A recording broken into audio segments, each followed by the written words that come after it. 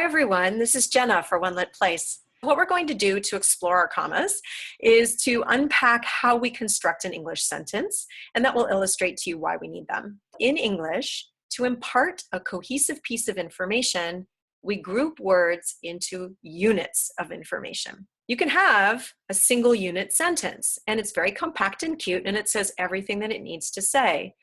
I like ice cream, perfectly fine sentence. Glasses help people see better. Great. I don't want for more information. That's perfect. And it's one unit.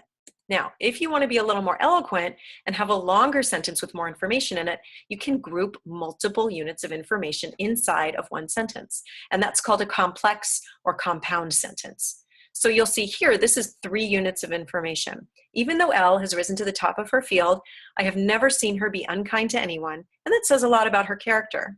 Human beings are naturally musical. It's built into our DNA, and we are drawn to lyrical writing as both writers and readers. So without even knowing you're doing it, you're probably shaking up the length of your sentences and doing a 1 unit, a 3 unit, a 2 unit, a 5 unit, a 1 unit. And you're creating a kind of music in your own right. It's pleasant for the writer. It's very pleasant for the reader, who is also enjoying that rise and fall of lyricism. And it's good for her eyes. It keeps them busy.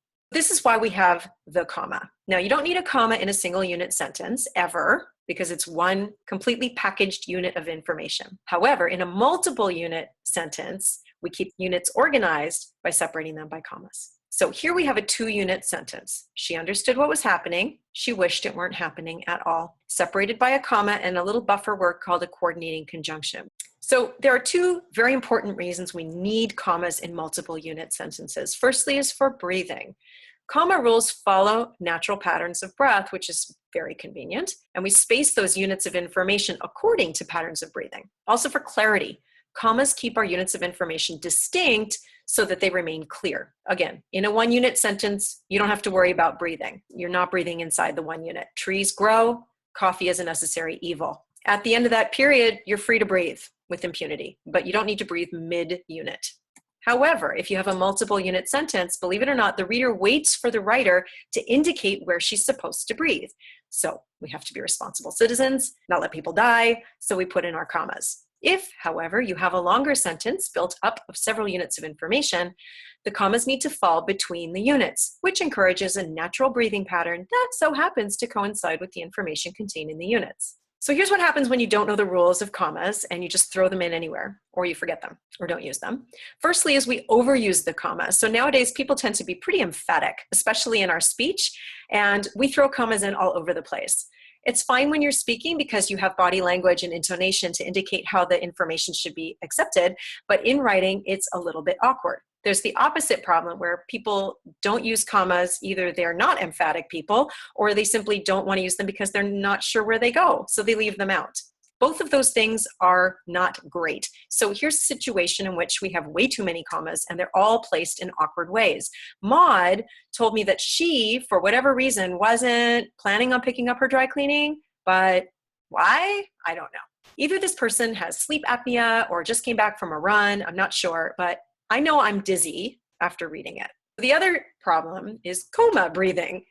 Other people are afraid to make an error, so they group their units together without separating them at all, and as a result, they all run into one another, and the person reading that complex or compound sentence may run out of air while reading and pass out and die. Ultimately, our goal as writers is to make sure that our readers are comfortable so then they can submit to the world of whatever it is we're writing and stay happily there until it's over. If your reader is physically uncomfortable, she may not know why she's physically uncomfortable, but she may very well transfer that feeling of discomfort to what she's reading and by extension to you, the writer. In this era of selling ideas and selling products through our writing, we really want our readers to feel warmly toward us, and that means creating an environment where they feel physically comfortable. All told, if you know the rules of the comma, you can have a long and winding sentence that has numerous units of information, and while it may take a twist or turn, if it is well punctuated, it will at least stay on grammatical track in the reader's thoughts, and the reader will live to read another day. So that's a 7-unit wingding. So we've discussed breathing. Now it's time to discuss clarity. Again, units of information must stay intact in order to make sense. If you break into the center of a unit of information, or if you merge units of information together, you may end up with a misreading. And you may have heard of certain court cases that have come up because of missing commas. For example, a dairy company in Portland, Maine may have to pay out up to $10 million because state law was written in such a way that there isn't a very important comma in one of the clauses. What we want to do as writers, of course, is keep our reader engaged. Keep her in the world of the story or the memo or whatever it is we're writing. And we don't want to give her a reason to break away from what we're writing. So we need to know our rules of grammar, punctuation, and syntax, not to be stiff and correct, but to make sure that the reader doesn't get jarred from the world of what we're reading with a bit of incorrectness or something that's inadvertently so funny she falls out of her chair laughing. For example, snack on food lovers. Ew. Most of the time travelers worry about their luggage.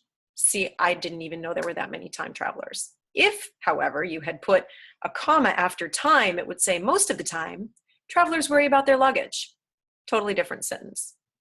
And this is my personal favorite. Poor Rachel Ray. In short, we need our commas. They help us breathe, and they keep the units of information in our sentences logical and distinct. And when you use them well and use them properly, you create a lyrical, clear sentence that's a pleasure to read.